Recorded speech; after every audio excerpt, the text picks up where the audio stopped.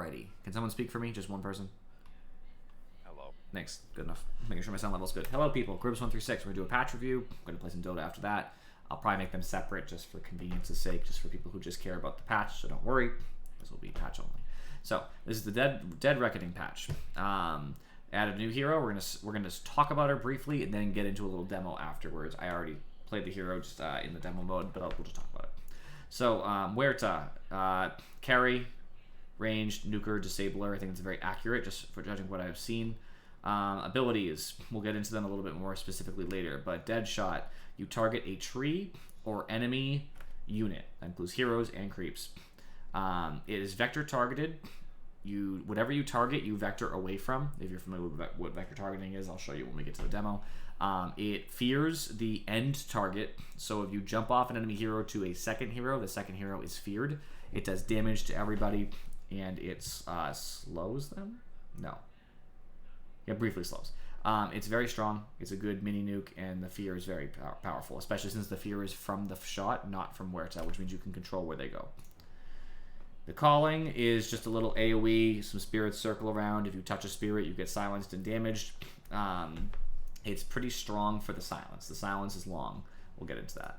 Passive, whenever you attack, you have a chance to attack a second target as well, prioritizing heroes, which makes it better because it's more likely you're actually hitting who you want to hit. Ult, you become immune to physical damage. All your attack damage is magical instead of physical. It's 6 to 8 seconds, depending on the level. You get bonus damage and phased movement. You can also attack ethereal units. The flip side is you can't damage magic immune at all with anything. So even if you had like a million damage and then it turned to magical, you now don't do any damage to the BKB targets at all. 0. So that's the only downside. But this is a huge counter to Pugna and Necro and stuff.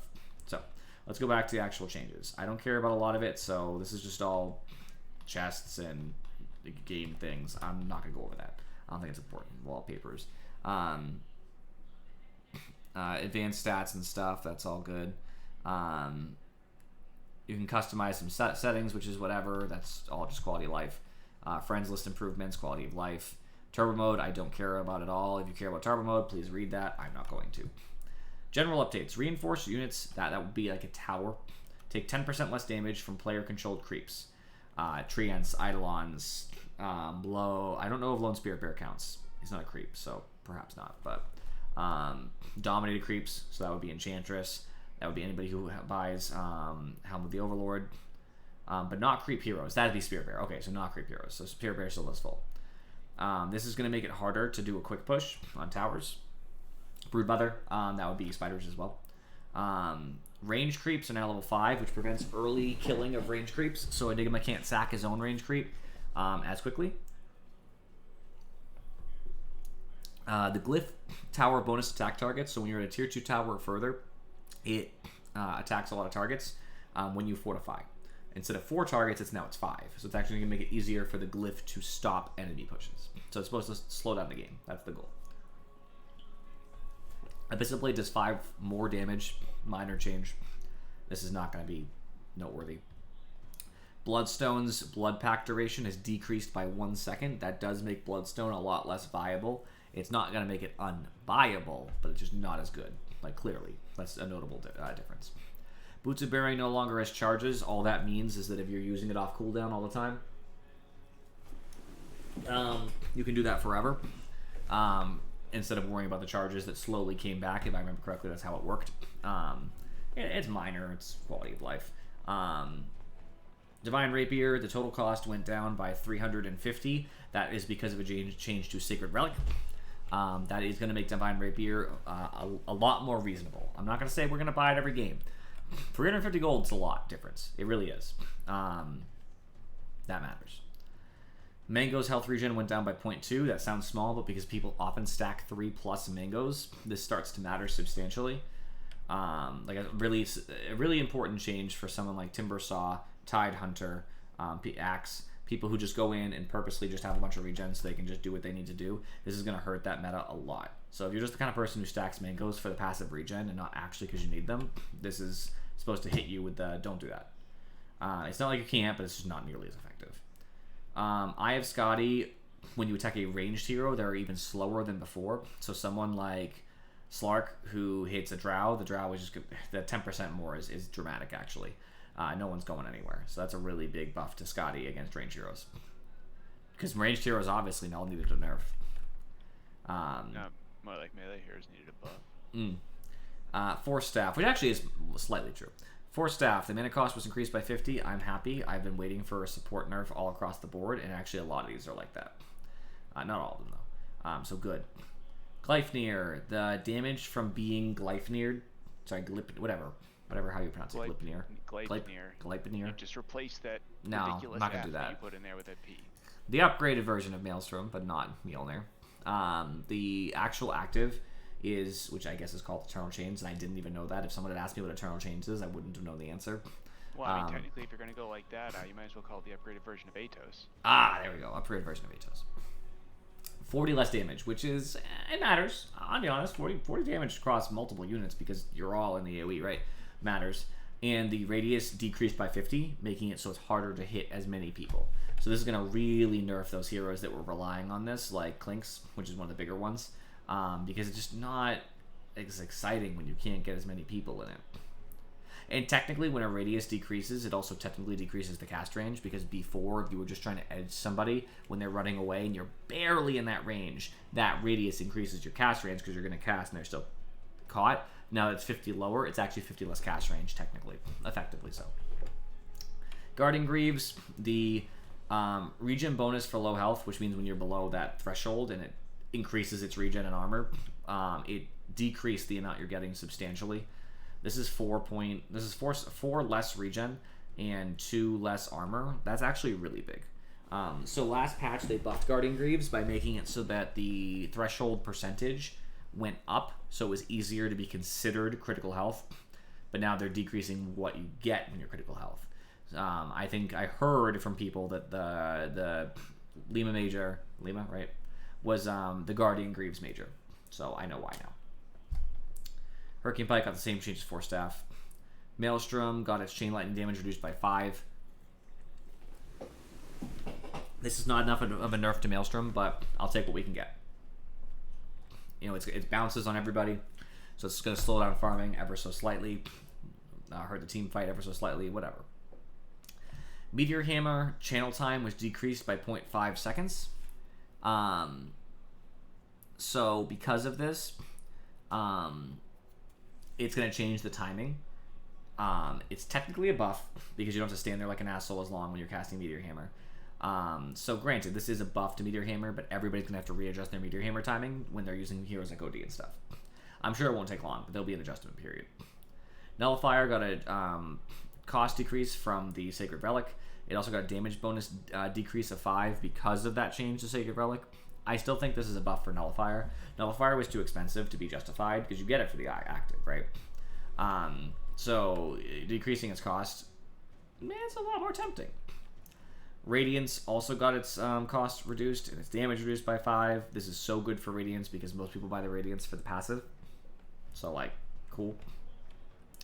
Revenant's Brooch, it now grants 60 attack speed while you're using the active. And now you can have Spell Lifesteal affect attacks, like, from its active. So that's a big buff for people who already have Spell Lifesteal and use this. And a big buff for anybody who buys it. Very expensive item, but it can totally be worth it. Sacred Relic got the same cost decrease and the 5 damage decrease of all of its comparable items. Shadowblade had a big bug going on with it, where like when you're starting to go invis, you could then attack and get Shadowblade for all of your attacks. They just fixed it because it was stupid. It was like Clinks. It was a whole abuse. It's very dumb. Solar Crest got buffed, which I'm so happy because I haven't been seeing it as much. All the attributes went up by 1, making it much better for the carrier, and the movement speed bonus also went up by 5, making it much better for the carrier. Since I play Tusk and I use Solar Crest on Tusk, I like this. This is very good. Nerf to Wraithband. It got a 1 attack speed bonus at 1 for the minimum, 2 for the maximum, which is disastrous because then when you get the double later at the 25 minutes or whatever, that should hurt what it turns into as well. All right, hero updates. And we got a little time. We're actually doing all right now. We're doing fine on time. Abaddon base attack time improved. So base attack time going down means how long it takes to attack. So that's actually pretty substantial. It gets modified by attack speed and a lot of other things, but the point is that Abaddon should attack faster, making Curse of Avernus much scarier. This is a really big buff to Abaddon as a core. Alchemist, the max stun duration didn't go up at the max, but it went up at the minimum, like in the lower levels, so he can stun you bigger early, which is going to make Alchemist want to take this. He probably still won't, but he could. When Alch gives scepters to other people, he gets more damage, incentivizing him to do it. Because I don't think that's in the meta. Nobody's playing Alchemist and giving a bunch of Ags away. It's just not happening in higher level games, to my understanding. AA, his talents, these talents just got increased by some range. I don't really care. AM got a buff. Attack backswing decreased, meaning that after he attacks, he is ready to attack again faster. That's excellent. It also changed ult so that the mini stun for the main target. So what happens in AM ults is that you target somebody, it calculates some mana stuff. Doesn't matter what. If you know, you know. You should. And then it does a stun on the target, and then the damage from the target on everybody around them. Now it still does all of that damage, but the mini stun applies to everybody. And remember, AM has a talent that increases the mini stun to be longer. It's like a second. I believe it's talent. So that means that actually he'll now have, when he gets that talent, a 1 second AoE stun, which is not bad. So big AM buffs, probably because he's not played at higher levels. They nerfed Spark Wraith's Ags, so it just doesn't search as well, so it's harder for it to hit people. That's really good. I hate Arc Warden. Axe is a little faster, and Counter Helix has a bigger radius. That's really big. Like, 25 radius sounds small, but that's really big. Like, it's much easier now for Axe to start killing you, because as you're running from him, you might get one more tick that you're inside the radius, let alone the fact that he's faster. So that's really big. Especially since he has a percentage-based movement speed on Battle Hunger, which means that that extra 5 actually turns into like 7 or 8, depending on the percentage. Bane got a base attribute increase. His Aghanim Shard healing from secondary targets increased by 5%, which is like whatever. I guess his Ag Shard looks better now because he can heal more. The base attributes are really frustrating. It's going to make Bane tankier, do more damage, all kinds of frustrating shit. I hate Bane. Batrider gets a nerf for like the 17th patch in a row. Mana cost increased on Sticky, which is actually really painful because he's supposed to spam it. And a small buff to his Ags, because it was making it hard for Batrider to successfully double ult when he has Ags. So they just made it easier to hit a second target. So I think that's really nice. Drums of Slom, which I literally never see. I don't even face Beastmasters usually. Damage per hit increased by 5, which sounds minor. His talent got decreased. I mean, it's whatever. Bounty Hunter got a slight nerf to the movement and attack speed slow on Shadow Walk. Like, he hits you and you get slowed, basically. But at the later end, it does more now, which is so frustrating because Bounty Hunter is one of my most annoyed. I hate him. Brewmaster, the Fire Brewling, used to have 0, 4, and 8 armor depending on the level of ult. Now it's 0, 8, 16, which means that his Fire Spirit has 8 extra armor when he hits 18. That's stupid. I do not like this. I do not like this at all. I will grant that the spirits can be a little too squishy, depending, because of their, they have set armor rather than benefiting off the armor you'd actually expect to see at that level, but still, I don't care. Broodmother is slower on webs. Her Spinner Snare takes longer to restore. Spiderlings die faster. Spiderites die faster. That's such a nerf. Oh, I would never pick Broodmother now. She's unplayable. Hitch a Ride. I've never seen this casting game. Not once. I have not once seen someone do Hitch a Ride. Now, apparently, they probably will. A Grand Centaur Stampede buff. So basically, when he casts Hitch a Ride, he starts running really fast and is unslowable and stuff. The cooldown is also much lower, 15 seconds lower. So it's much easier now for Centaur to grab someone and just go. And because they're going at his speed, since he's going to be having Stampede buff when he does it, it means that he'll just like run in like da da da da and just like come in with whatever hero he's has in the cart. So I'd like to see how this actually plays out. I think the reason is if you don't have ult, Hitch a Ride didn't used to be worth casting, so you had to save your ult to Hitch a Ride, and that was the problem. Because it's like, why would I bother getting Hitch a Ride when I have to have ult just to use it? And I understand that perspective. I think that's a rough situation to be in. So they kind of fixed it, and I think that's fair. They decided to help Chaos Knight with making his mana cost on stun not go up. Whatever. Clinks. Skeleton Walk as a passive now always creates one skeleton after breaking the invis. The Aghanim Shards bonus skeletons decreased from 2 to 1. So basically all this was front-ending one of his burning army skeletons upon his normal skeleton walk. And you get the other one when you get the shard, which makes the shard actually less exciting too, because the shard used to give you 2. Now the shard only gives you an extra 1, so why buy it? Like, honestly, I think nobody's going to buy the shard. They're just going to accept that the 1 is cool. So this is going to help balance out the nerf to Gleipnir. Darkseer, normal punch, doesn't stun for as long. Good. Dazzle does more damage, I guess. Whatever. Death Prophet lost int gain, strength gain, some of her magic resistance talent, and they switched up some of her talents in order. Dragonite got a nice love to his time, his cooldown of Elder Dragon form. That's like it, though. Nothing changed. They made the Ag's shard regen reduction because it hurts your regen when she hits you with the shard frost arrows. It went down, which is fine. Now Marksmanship got a huge nerf. It only grants allied ranged heroes half of the agility. So now Drow got a big nerf as far as helping out other heroes like Luna and stuff. So Drow's hurting a little, but she's still probably playable. It's harder to wake up from Echo Stomp on Elder Titan, which is going to be a big hurt, because now it's easier to start damaging the target before they awake. Also, he does more of his damage earlier, which is very frustrating for mid Elder Titan. Get ready for that. That's going to come back. Ember just got some talent hurts, whatever. Enchantress. They made the cooldown for her enchant worse early, better late.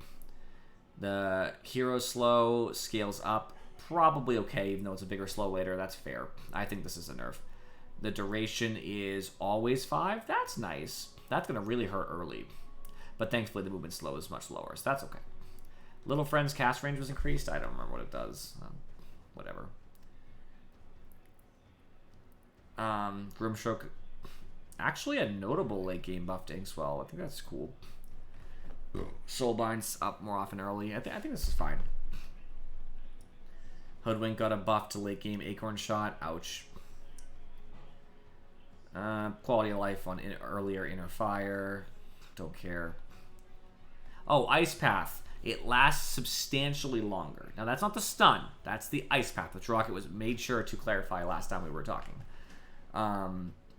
But basically, it's on the field longer, so you could get stunned again, because that can happen. You can get stunned twice by Ice Path if you got stunned right at the beginning, and someone like purged it off you or something. If you stay in it, you'll get restunned after like X amount of time. I forget how long it has to be, but point is, it being on the field longer is great.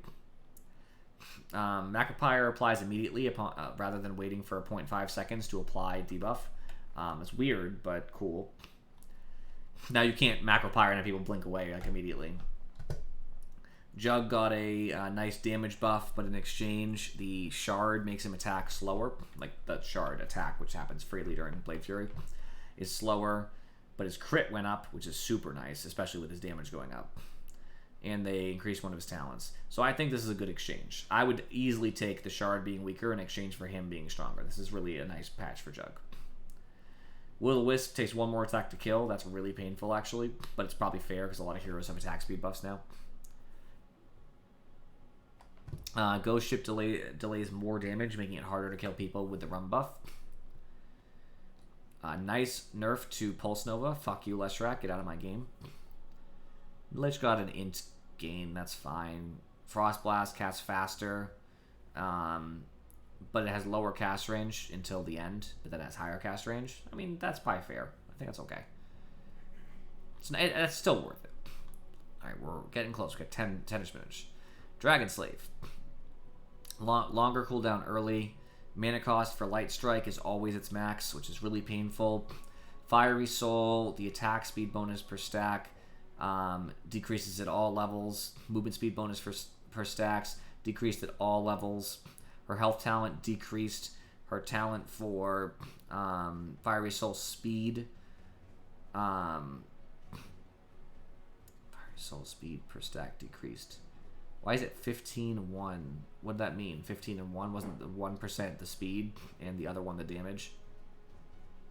It's attack speed, move speed. Right, so the attack speed went down on her 20 talent. Because it went from 15 to 10, but the 1 stayed the same. So even less damage on that too. So they fucked Lina. They just fucking buried her. I'm not saying she's not playable, but come on. Nobody got this many nerfs so far. This is the biggest series of nerfs I've seen. Not a single buff, everything was nerfed. Only her ult stayed the same, basically. Lion got some armor, but in exchange lost some agility. 3 agility is almost a point of armor, so it's almost a nerf. Basically lost attack speed. It's a little bit of a buff. Early cooldown of Finger went down. It's fine. He wasn't really being played because of this, actually. I think his Finger wasn't up enough.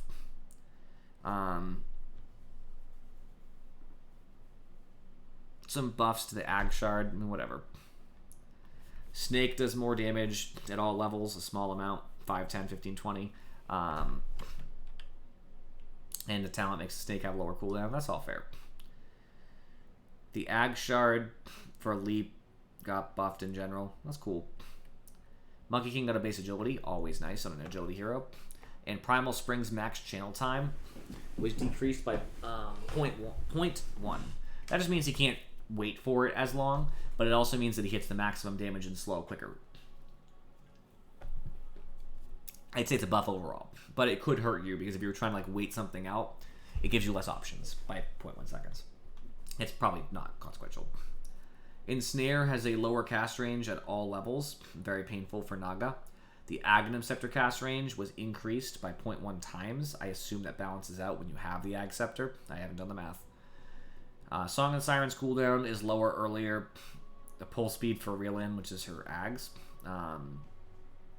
Ag Shard, I think. Whatever it is. Increased, but I don't even know if people are using this. I have no idea. Nature's Prophet lost agility, base agility, and agility gain. Lost int gain. Wrath of Nature damage early went down, and his level 20 talent Sprout Leash no longer pierces spell immunity. Fucking time. Nerfed to the ground. Well, not to the ground. Nerfed in general. Big nerf, totally deserved. Fuck Nature's Prophet's level 20 talent, and I'm glad he does less damage too. So here, attack speed, damage, both nerfed. Good. Necrophos, his mana cost decreased on later levels of Death Pulse. Whatever, I don't care. Higher slow at later levels for Ignite, that's pretty painful. And the Fire Shield, the fireball that hits you because you target someone with it, went up. I mean, whatever. I don't think that damage is ever going to matter. Omni Knight's Degen Aura, which is a shard, increased by 50. That's needed. It is not consequential. It needs to be bigger. So maybe it'll actually matter now. Fortune's End projectile speed was increased, so it hits you faster. The radius was also increased, so he'll everybody. That's the purge damage thing. So good. It can help team by hitting team faster and all this. Or no, it's the root. I'm sorry. Fortune's End is the root. My bad. Root damage. So still. I think it purchased teammates though. Sanity's Eclipse does double damage to illusions. That just means that OD can just clear PL illusions now. The whole amount of them. Just boom. Probably. I hope. If you don't, you're going to lose the game anyway. Shield Crash damage was decreased because it's early, because it's just too much damage in team fight. Roll Up no longer applies a basic dispel upon cast, so you can no longer just roll up and get rid of debuffs. So that's a real big nerf. PA got a buff. I know everybody was expecting that she wouldn't, but she did. Base damage on daggers scales up slightly, making it easier to last hit and to kill. And Blur's Dispel Radius, which means when someone goes near you, you lose Blur, the invis. It was decreased by 200, meaning that you have to be 200 closer to her until you can actually see her. So if she's trying to run away real quick and like blur so you can't target me, it's even harder to get her to fucking appear so you can cast the damn spell. That means that if you were Lion chasing PA, right, even if you were relatively close to her, not only can't you cast on her, you can't even fucking see her. You're like, I know she's going this fucking direction, and you're following her, but you're just not quite close enough. That's going to happen a lot. Damage decreased on Puck's Waning Rift, making the nuke in general just less, harder to farm, all this stuff. Slight nerf to Pudgeags, don't care. Arcanim's Shard refracted drain percentage increased, making that when Pugna casts ult on the Shard ult on the Nether Ward to hit everybody, it's more. Quap base attack damage increased by 2. I missed this one actually. Good, excellent. Better last hitting, better harass, everything. Better pushing. Aghanim's Shard Forked Lightning now has a 1 second internal cooldown. Thank you and goodbye, Razor. This is actually, I'll be honest with you, and Furry complains about Razor a lot. I know he's here right now. And Furry complains about Razor a lot. 2 reasons.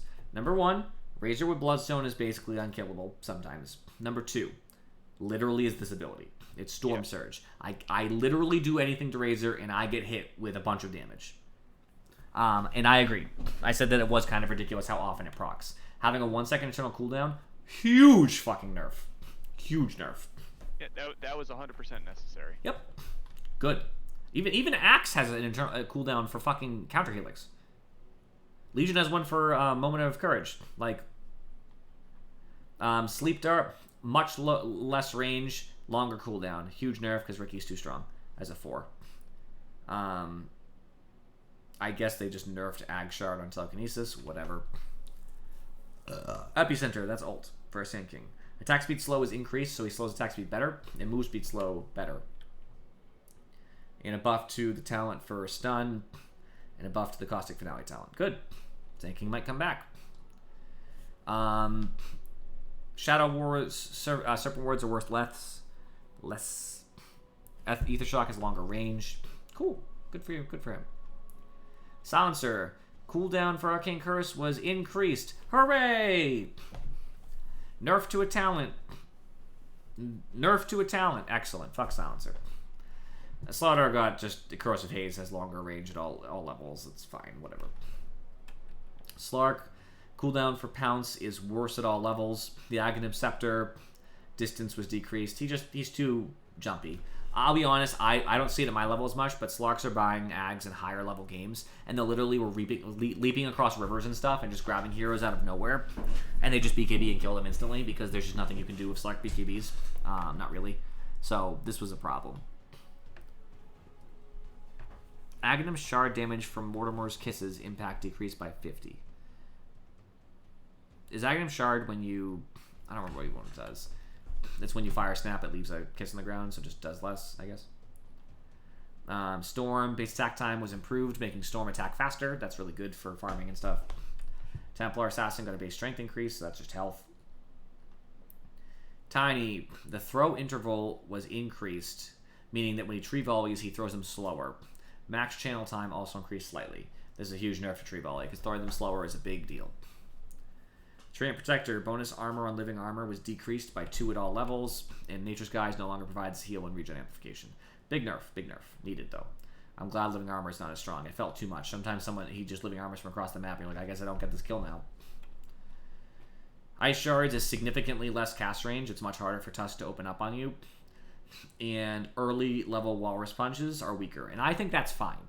I like Tusk. But I did feel like level 1 Walrus Punch was a little too strong. I think he does need to scale into it better, just like PA does. Oh, doing over half your health with, like, in under a millisecond after closing with you from a gigantic distance without you being able to stop him was too much. We're getting a Bodota update. Undying's Decay doesn't steal for as long. Mana cost on Soul Rip was increased, which was needed. It's way too strong. Warlock, the Golem does more damage substantially. The Aghanim Scepter Golem also does more.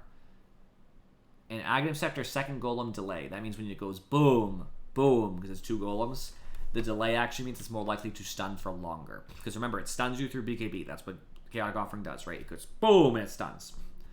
So now, instead of going boom, boom, which was a guaranteed 2 hits, but it felt superfluous, it just didn't feel important.